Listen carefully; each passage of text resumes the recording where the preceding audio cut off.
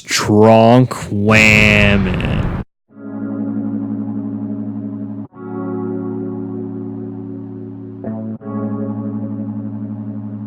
How's it going, guys? Joseph Torres back again with another video, and today we're talking about the Black Widow trailer. So Marvel at 3 in the morning decided to drop the first teaser for Black Widow because Marvel knows that A, sleep is for the weak, and B, sleep is for people who don't have crippling depression.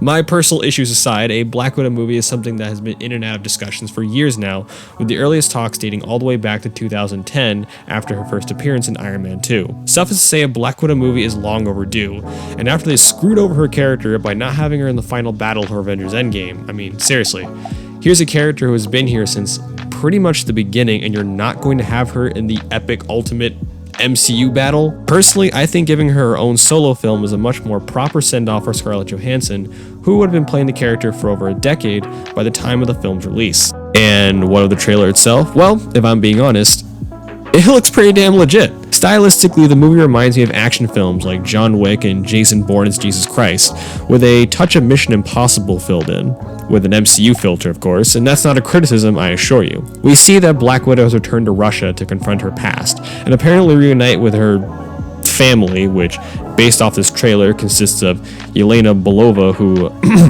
in the comic, is the second modern-era character to take up the name Black Widow, played by Florence Pugh, Melina, played by Rachel Weisz, and the Red Guardian, who I've read is like a Russian Captain America of some kind, played by David Harbour. Hopefully this time playing a big red guy turns out for the better this time, am I right, fellas? And we got a first glimpse at Marvel fan-favorite villain Taskmaster looking pretty un-Taskmaster-like.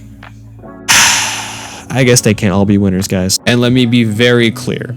This movie takes place before both Infinity War and Endgame, but after Captain America Civil War, just so we're on the same page. Overall, while the plot doesn't look like the most original thing out there, and you're bound to have those people who will say this movie is 6 years too late, or it's basically just Mission Impossible with a whammon, I for one think Black Widow looks pretty friggin' dope, and I hope it's a much more proper send-off for the character.